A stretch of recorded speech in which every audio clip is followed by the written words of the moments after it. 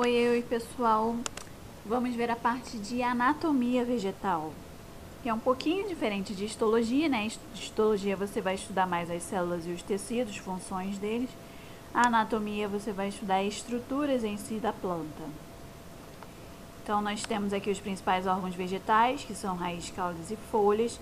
Obviamente, temos outras, mas depende do grupo que ela se encontra. Bom, sobre a raiz, né, os meristemas nas pontas das raízes e caules vão permitir que a planta vá crescendo em comprimento. Por isso que, obviamente, ela vai crescer em altura. Esse processo vai ser chamado de crescimento primário, mas em algumas plantas as células do câmbio, né, que formam o xilema e floema e o filogênio, permitem um crescimento em largura.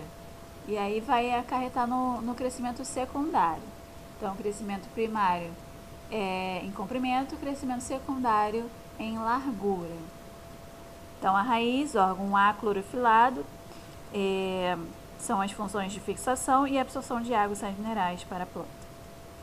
Bom, de baixo para cima nós temos a coifa, né, no número 1, que vai proteger o meristema apical, ou seja, ele vai proteger as células que vão crescer, fazer com que essa planta cresça, né, vão crescer para baixo. Produz essa mucilagem, esse muco que vai facilitar a penetração da raiz no solo. Logo depois, a zona de multiplicação celular, que é o próprio meristema apical, que vai ocorrer diversas divisões de mitose, divisões mitóticas. Na parte 3, tem a zona de alongamento celular, que é diferente de divisão celular. Estão abrindo alguns spans aí, mas a gente continua. Na número 4 é a zona pilífera, são as zonas que têm pelos, né, pelos absorventes, que vão aumentar aí a área de absorção de água e sais minerais. Isso é bom, isso melhora a absorção.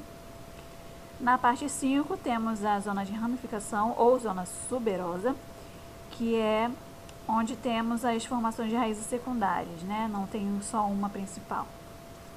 E o colo, que é a região entre transição de raiz e caule, que não está muito bem determinado. Então, na raiz nós temos a epiderme, que é uma camada única, uma única camadinha de células, possui pelos absorventes, né, em determinados espaços dela, né, que vão aumentar a superfície de contato e absorção. Temos o córtex também, que toda essa parte aqui, que possui tecidos de parênquima, colênquima, esclerênquima e o endoderma. E o endoderma vai delimitar o cilindro central, né? Esse cilindro aqui.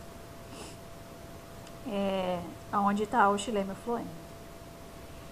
É importante dizer aqui, né, que enquanto essa planta vai crescendo, como os períodos absorventes eles não têm impermeabilização, eles vão sendo trocados pelo suber. Então, eles vão ser casca depois.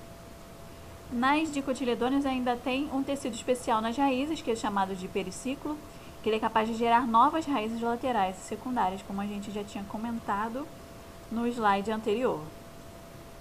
Então, o suber, o felogênio e o feloderme, ele constitui a periderme. A casca, olha lá, suber, felogênio, feloderma e floema secundário.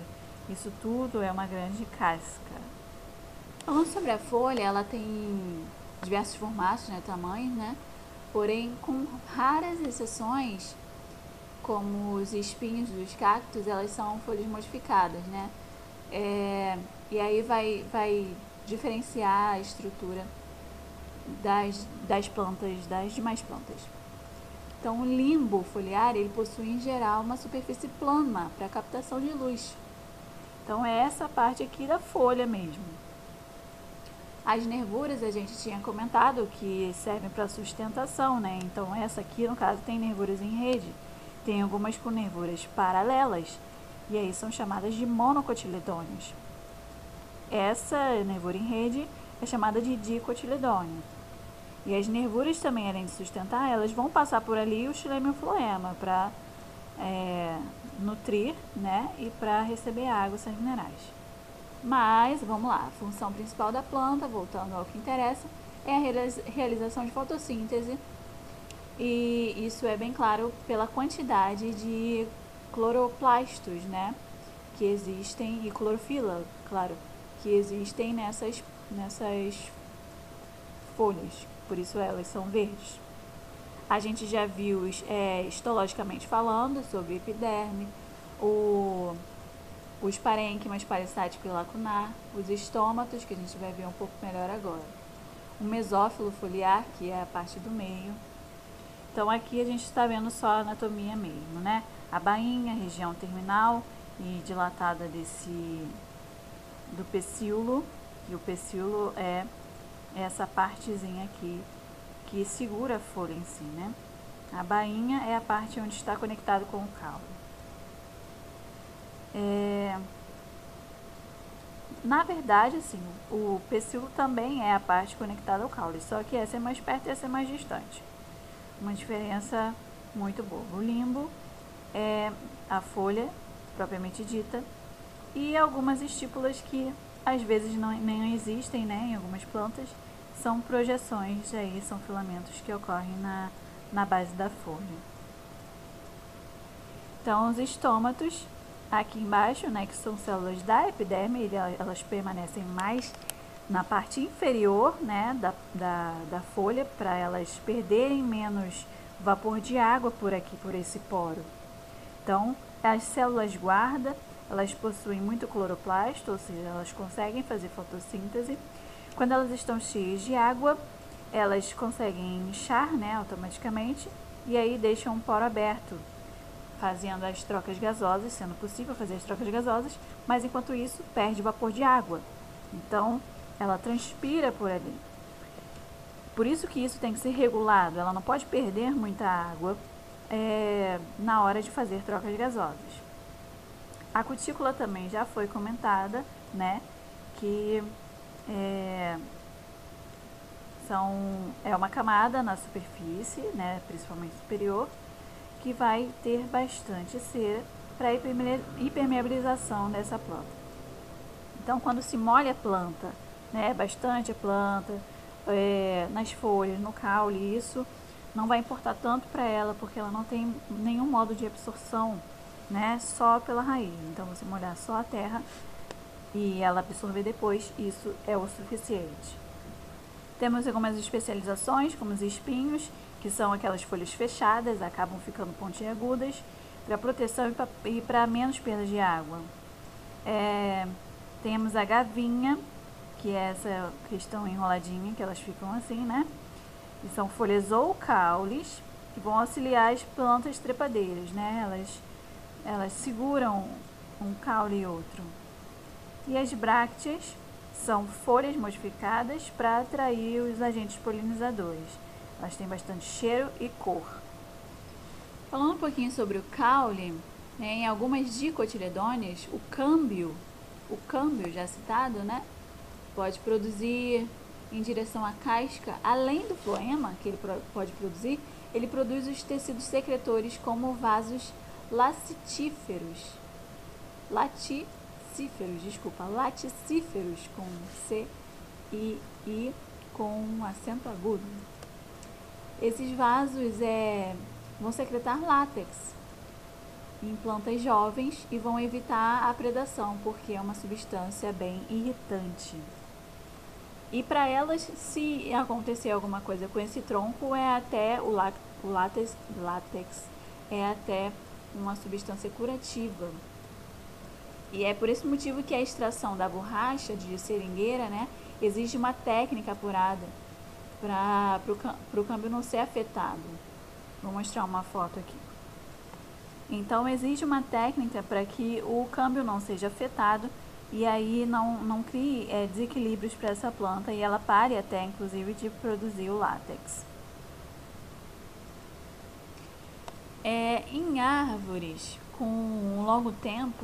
ao longo do tempo, o xilema que se acumula ali no interior do centro da planta, ele vai deixar de atuar no transporte e o parênquima que está ao seu redor deposita no interior desses vasos resina, que vão endurecer.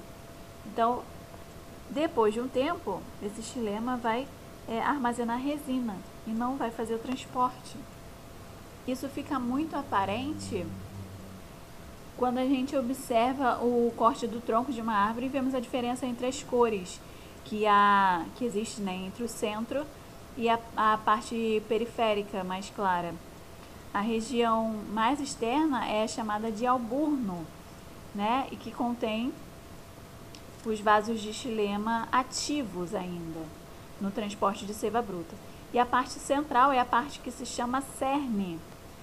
O cerne, dependendo das resinas típicas da espécie, tem importância econômica. É aonde vão estar o xilema que não serve mais para transporte, e sim para sustentação, para preenchimento de resina, né? Então, o xilema e o floema é formado ao longo das estações do ano, né? Temos estações de crescimento. Quero mostrar essa imagem para vocês, né? Na época de chuva, quando há uma grande oferta de água, né? Então, induz a formação de vasos com maior calibre, maior diâmetro, né? Que é essa parte aqui, né? Mais alongada, e a gente chama de lenho primaveril. Quando não temos aí uma quantidade de água muito grande disponível, a gente chama de lenho estival, que é onde diminui aí o diâmetro dessas células. Quando as estações são bem definidas, a gente vê bem definido os anéis do tronco. São chamados de anéis de crescimento. Então, isso daqui vai formar um anel mais escuro, esse daqui mais claro. E a gente vai voltar para o slide. A gente vê esse desenho, né? São esses anéis aqui, que é o xilema primaveril ou estival. Esse é um corte, não sei se dá pra ver aí, né? Deixa eu colocar mais pra cá. Esse é um corte transversal do caule de uma monocotiledônea com os anéis de xilema aqui, né? O floema aqui, mas o mais importante é ver essa outra figura que vai diferenciar as duas, tá? Então, a monocotiledônea, ela tem o xilema e o floema espalhado em todo o caule dela, tá? Obviamente, vocês não vão identificar isso, né? Mas vocês têm que saber que todo o xilema e floema, quando eles estão aqui unidos, claro, o floema sempre fica para a parte externa, sempre fica para a parte externa, essa parte aqui azul ou esverdeada, tá? O xilema e o floema nas dicotiledôneas, elas são organizadas, né? Elas têm uma organização, ficam todo mundo na mesma fileira para dentro e o floema, todo mundo, obviamente, na mesma fileira, porque os dois ficam juntos, só que para fora, tudo bem? Então, a gente acaba por aqui a anatomia vegetal. Bons estudos!